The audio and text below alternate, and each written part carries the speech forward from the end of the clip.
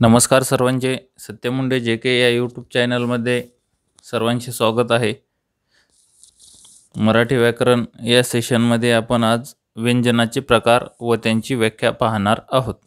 या अगोदरच्या व्हिडिओमध्ये आपण स्वराची व्याख्या, स्वर, व्यंजने, परत स्वराचे प्रकार, त्याची व्याख्या पाहिलेली आहे. तर आजच्या सेशनमध्ये आपण व्यंजनाचे प्रकार आणि त्यांची व्याख्या पाहणार आहोत. तर व्यंजनाचे एकूण प्रकार किती पडतात? व्यंजनाचे प्रकार किती पडतात? तर व्यंजनाचे प्रकार एकूण 6 पडतात. व्यंजनाचे प्रकार किती पडतात?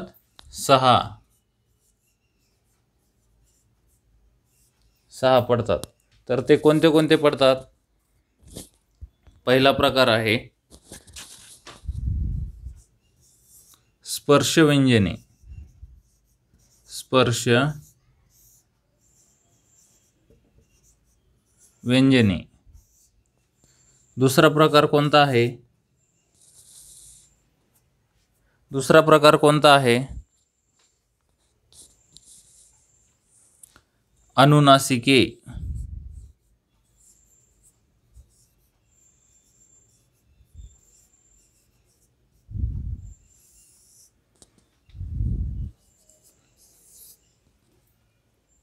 तिसरा प्रकार आहे कठोर अघोष व मृदू घोष व्यंजने.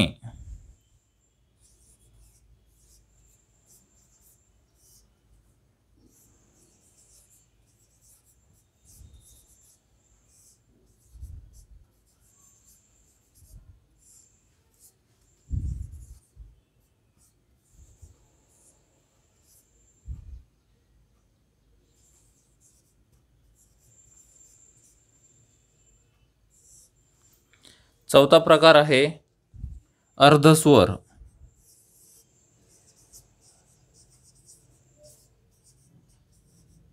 पाचवा प्रकार आहे उष्मे घर्षक. आणि 6वा प्रकार आहे महाप्राण व अल्पप्राण व्यंजने.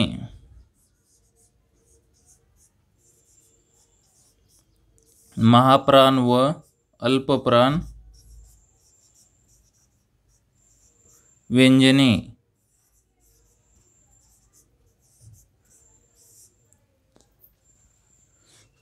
हे आहेत व्यंजनाचे 6 प्रकार. तर ह्या 6 प्रकाराची आपण काय करणार आहोत? आता व्याख्या पाहणार आहोत. तर सर्वात अगोदर स्पर्श व्यंजनेची आपण काय करूया? व्याख्या पाहूया.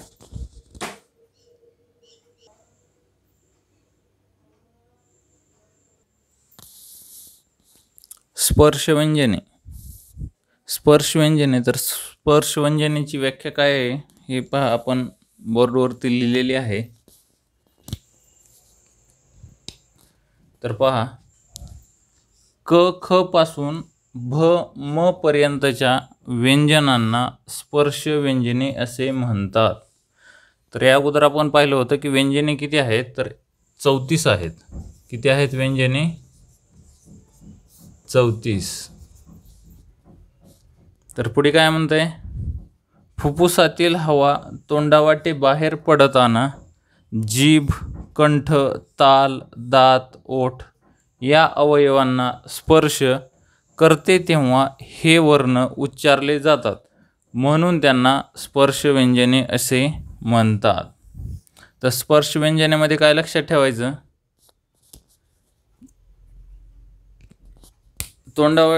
फुफ्फुसातील हवा तोंडावाटे बाहेर पडताना जीभ, कंठ, ताल, दात, ओठ या अवयवांना स्पर्श करते तेव्हा हे वर्ण उच्चारले जातात, म्हणून त्यांना स्पर्श व्यंजने असे म्हणतात.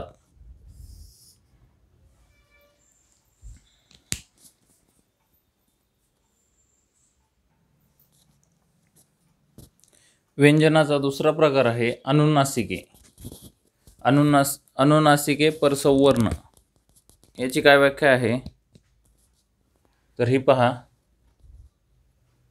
अनुनासिके परसवर्ण इ, त्र, न, न, म या वर्णाचा उच्चार त्या वर्णाचा उच्चार स्थानाबरोबरच नासिकेतून म्हणजे नाकातूनही होतो, म्हणून त्यांना अनुनासिके वर्ण असे म्हणतात. अनुनासिके अनुस्वाराच्या ऐवजी वापरता येतात, म्हणून त्यांना परसंवर्ण असे म्हणतात. परसंवर्ण का म्हणतात तर अनुनासिके अनुस्वाराच्या ऐवजी वापरता येतात म्हणून त्यांना परसंवर्ण असे म्हणतात.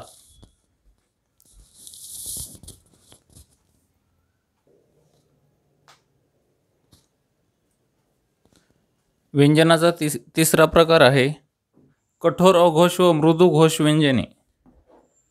तर याची व्याख्या काय करता येईल, आपण लिहिलेली आहे पहा. ज्या व्यंजनात उच्चाराची तीव्रता दिसून येते ती कठोर व्यंजने समजली जातात. कठोर व्यंजनांनाच श्वास किंवा अघोष वर्ण असे म्हणतात. श्वास किंवा अघोष वर्ण म्हणतात. तर कठोर व्यंजने किती आहेत, तर कठोर व्यंजने आहेत 13. कठोर वर्ण किती आहेत, कठोर वर्ण पण आहेत 13च. मृदू व्यंजने किती आहेत, मृदू व्यंजने आहेत पहा 21. आणि मृदू वर्ण आहेत 37.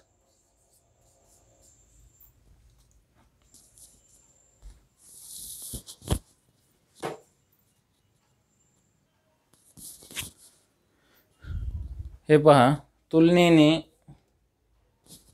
तुलनेने ज्याचा उच्चार सौम्य, कोमल किंवा मृदू होतो त्यांना मृदू व्यंजने असे म्हणतात. तर मृदू व्यंजनांनाच नाद किंवा घोषवर्ण असे म्हणतात.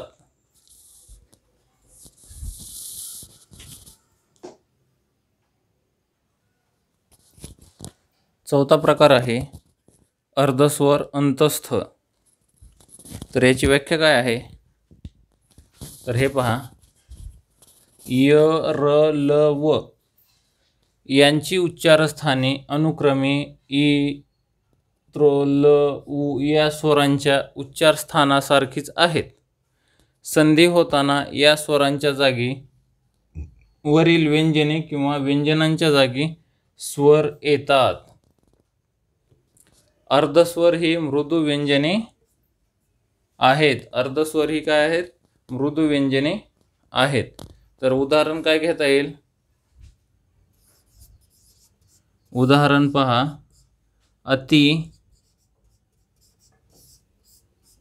प्लस अंत बरोबर काय होईल, कोणता शब्द तयार होईल, अत्यंत.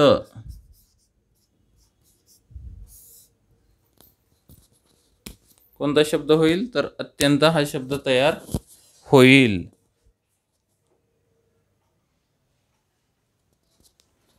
पाचवा प्रकार आहे उष्मे घर्षक.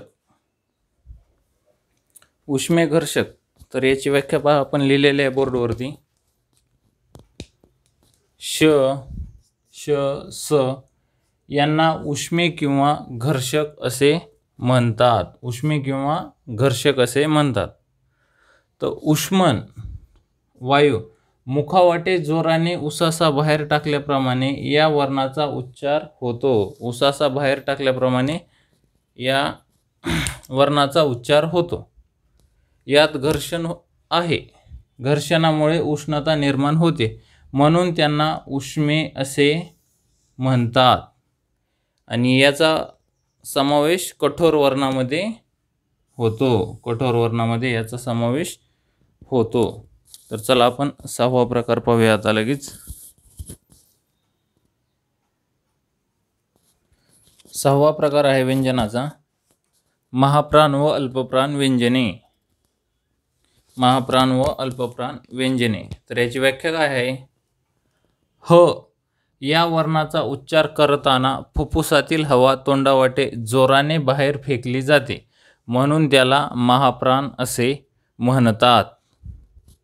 ह मिसळून, काय मिसळून? ह मिसळून झालेल्या वर्णांना महाप्राण वर्ण असे म्हणतात. ह मिसळून झालेल्या वर्णांना महाप्राण वर्ण असे म्हणतात. तर पुढे काय म्हणता येईल? श, श, स यांचा उच्चारही वायूच्या घर्षणाने होतो, म्हणून त्यांनाही महाप्राण वर्ण असे म्हणले जाते. तर महाप्राण किती मानले जाते? 14 वर्ण. हे 14 वर्ण महाप्राण मानले जातात.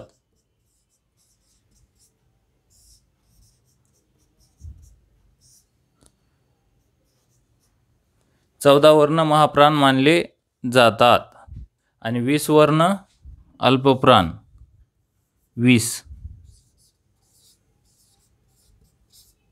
20 वर्ण हे अल्पप्राण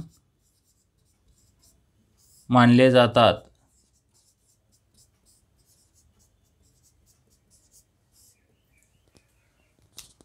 तर व्यंजनाचे प्रकार आजच्या व्हिडिओमध्ये आपण पाहिलेले आहेत. 6 त्यांची व्याख्या पाहिलेली आहे. व्हिडिओ आवडला असेल तर चॅनलला सबस्क्राईब करा, लाईक करा, बेल आयकॉनवर प्रेस करून ऑल सिलेक्ट करा, म्हणजे नवीन व्हिडिओ टाकल्यानंतर तुम्हाला त्याचं नोटिफिकेशन मिळत जाईल. आपल्या या चॅनलवरती या अगोदर मराठी म्हणी, मराठी वाक्प्रचार, मराठी समानार्थी शब्द, मराठी विरुद्धार्थी शब्द टाकलेले आहेत. ते सुद्धा जाऊन तुम्ही पाहू शकता. थँक्यू.